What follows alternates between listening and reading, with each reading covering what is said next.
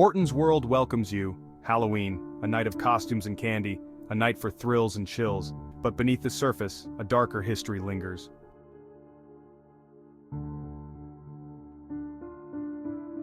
As we revel in the festivities, how often do we pause to consider their origins? Halloween's true history lies shrouded in a veil of shadows, its origins stretching back centuries. Imagine a time when the harvest season drew to a close and the days grew shorter, colder. Halloween emerged from these ancient fears and beliefs, a tapestry woven from folklore, superstition, and the enduring human fascination with what lies beyond the grave. Join us as we journey back in time to explore the dark truth behind Halloween traditions.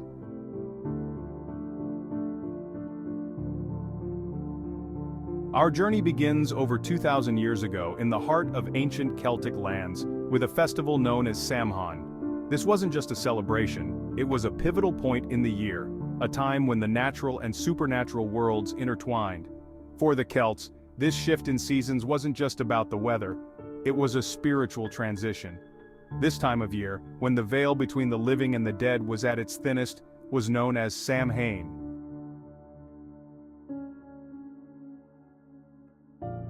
As darkness fell on Samhain, the Celts gathered for elaborate rituals designed to honor the dead and ward off malevolent spirits.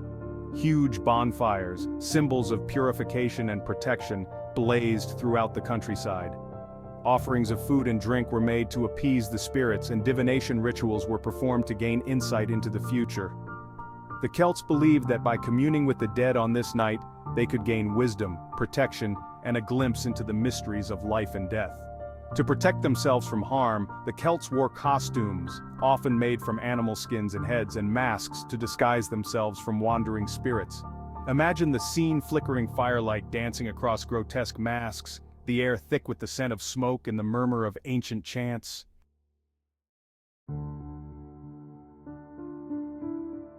Samhain was a potent reminder of the cycle of life and death, a time when the veil between worlds thinned, allowing for both celebration and caution. The Celts believed that by acknowledging the spirits and honoring their ancestors, they could ensure a safe passage through the dark winter months and a bountiful harvest in the year to come. These ancient beliefs and practices would go on to shape the way we celebrate Halloween even today. The echoes of Samhain, with its bonfires, costumes, and rituals, resonate through the centuries.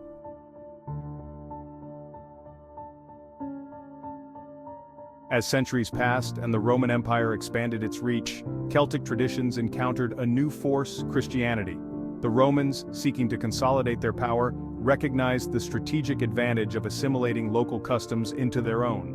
Rather than attempting to eradicate deeply ingrained Celtic traditions like Samhain, they sought to overlay them with Christian meaning.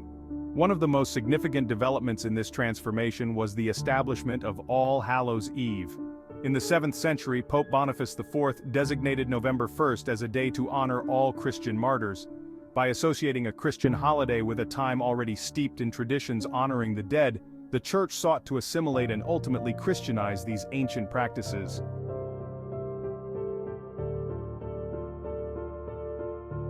The evening before All Saints' Day, October 31st, naturally became known as All Hallows' Eve, a name that would eventually be contracted to the more familiar Halloween.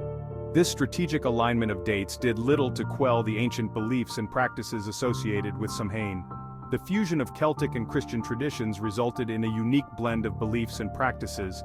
The bonfires of Samhain were reinterpreted as a way to ward off evil spirits, while the costumes and masks once used to disguise oneself from wandering spirits took on new meanings.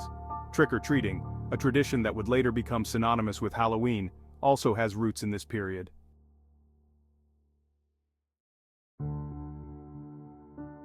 The Church, in its efforts to assimilate pagan traditions, inadvertently helped to preserve and transform them. While the overt religious aspects of All Saints' Day and All Souls' Day gradually diminished over time, the customs associated with honoring the dead and embracing the supernatural persisted.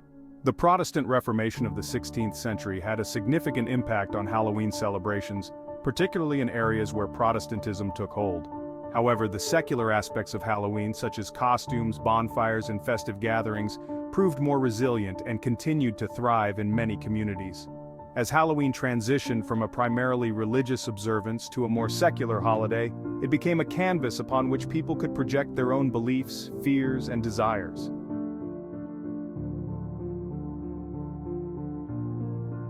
Trick-or-treating, that beloved Halloween tradition of costumes and candy, has a surprisingly complex and even somber past. This is where we find the roots of trick-or-treating in a medieval practice known as souling. In the Middle Ages, All Souls' Day, the day after All Hallows' Eve, was a time to pray for the souls trapped in purgatory. The poor, often children, would go door to door, offering prayers for the deceased relatives of each household in exchange for soul cakes, simple pastries often flavored with spices. These soul cakes weren't just treats, they represented a spiritual transaction. Each cake received and each prayer offered was believed to help a soul's journey out of purgatory. Over time, the practice of souling evolved and the emphasis shifted from prayer to playful demands for treats.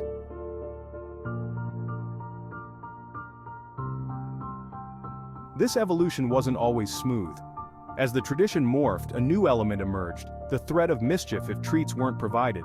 This element, known as guising, likely stemmed from ancient beliefs about mischievous spirits roaming free on Halloween. Imagine a group of children, their faces hidden behind masks, chanting rhymes and threatening pranks if their demands for treats weren't met. The transition from souling to trick-or-treating wasn't sudden or universal, with regional variations in interpretations.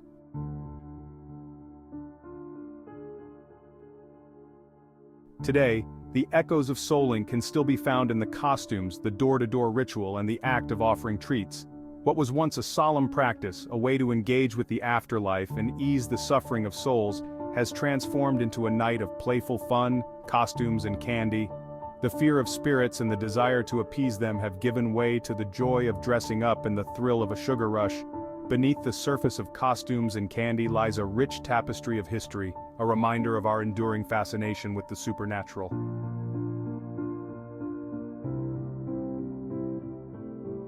No Halloween scene is complete without the eerie glow of a jack-o'-lantern, its carved grin both playful and menacing. But this iconic symbol, now synonymous with autumn festivities, has a surprisingly dark and even tragic backstory rooted in Irish folklore. The legend centers around a cunning blacksmith named Jack, known for his sharp wit and even sharper tongue.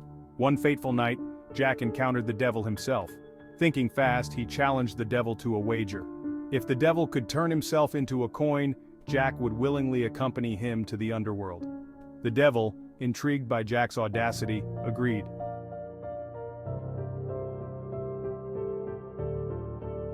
Instead of honoring his end of the bargain, Jack quickly pocketed the coin, placing it next to a silver cross he carried for protection. The cross's presence trapped the devil in his coin form, unable to escape. Jack struck a deal. He would release the devil, but only on the condition that the devil would grant him 10 more years of life. 10 years later, the devil returned, ready to claim what was owed. Jack pleaded with the devil for one final request, an apple from a nearby tree. As the devil reached for the apple, Jack quickly carved a cross into the tree's trunk, trapping the devil once more.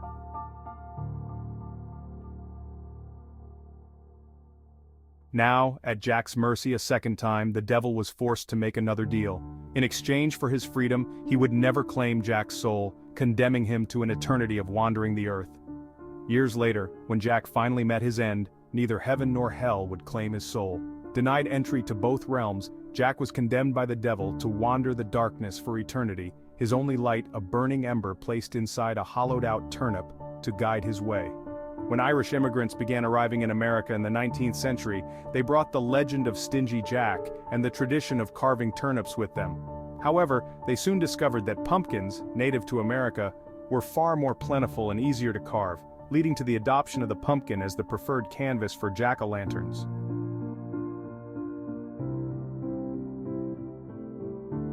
The simple act of donning a costume, a staple of Halloween, has a history as rich and complex as the holiday itself. It's a tradition that speaks to our deepest fears and our fascination with the unknown. Imagine a time when the veil between the living and the dead felt thin, when the rustling of leaves could be mistaken for the whisper of spirits. For the ancient Celts, costumes were a matter of survival. As the veil thinned on Samhain, they believed spirits roamed freely among the living. Donning costumes was a way to blend in with the supernatural entities that haunted the darkness. These costumes blurred the lines between the human and the supernatural.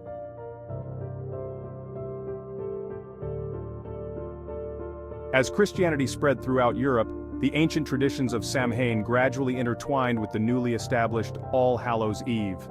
While the Church sought to shift the focus towards the veneration of saints, the ancient fears and customs associated with honoring the dead persisted. Costumes once used to ward off malevolent spirits took on new meanings, reflecting the evolving beliefs of the time. Some began to see costumes as representations of saints and biblical figures, a way to honor the holy rather than appease the supernatural.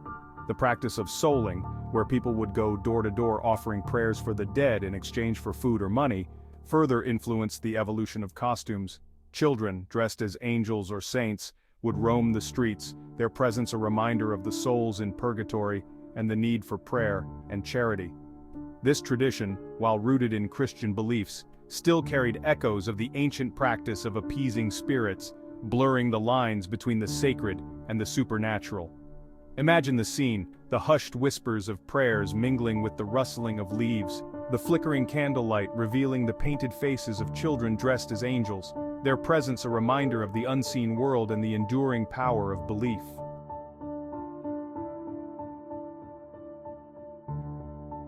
Today, the costumes we don on Halloween night run the gamut from whimsical to terrifying, reflecting our evolving relationship with the holiday and the ancient fears it embodies. We dress as superheroes and princesses, zombies and vampires, embracing both the lighthearted and the macabre. The fear of spirits and the need for appeasement may have faded, but the act of dressing up still carries a hint of transgression, a temporary escape from the boundaries of our everyday selves. We become someone else, something else, embracing the transformative power of costumes. Yet, even as we revel in the freedom and creativity of Halloween costumes, the echoes of ancient fears and beliefs linger. The grotesque masks, the monstrous figures, the playful embrace of the macabre, they all hint at a time when the veil between worlds felt thin, when costumes were more than just fabric and masks, but a way to navigate the perilous realm of the supernatural. The next time you find yourself selecting a Halloween costume, take a moment to consider the weight of tradition it carries. Beneath the surface of playful dress-up lies a rich tapestry of history, a reminder of our enduring fascination with the unknown and our age-old desire to confront and perhaps even control the forces that lie beyond our understanding.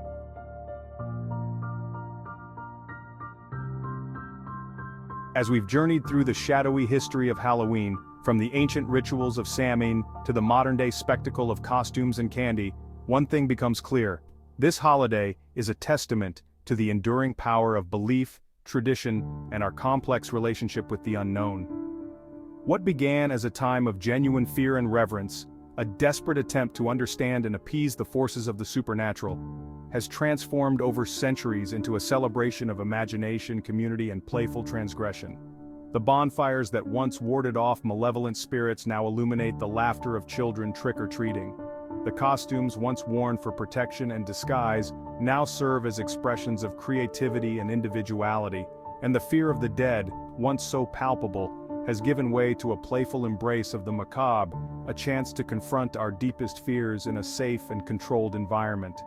This transformation from fear to festivity is a testament to the resilience of tradition, the way customs can evolve and adapt over time, absorbing new meanings and interpretations while still retaining echoes of their origins. Halloween, in its modern incarnation, is a testament to our ability to confront our fears, to find joy in the unexpected, and to celebrate the bonds of community and shared experience.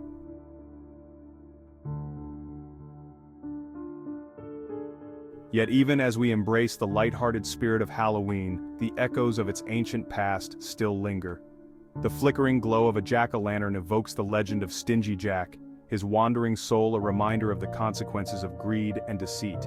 Hint at a time when the veil between worlds felt perilously thin, when the supernatural was not a source of amusement, but a force to be reckoned with. This underlying current of darkness is perhaps what gives Halloween its enduring allure. So, as you carve your pumpkins, don your costumes, and indulge in the sweet treats of Halloween, take a moment to appreciate the rich history and complex layers of meaning woven into this unique celebration. Thank you for watching History of Halloween. If you enjoyed the video, please like and subscribe to help the channel grow, and as always, till the next video, stay curious.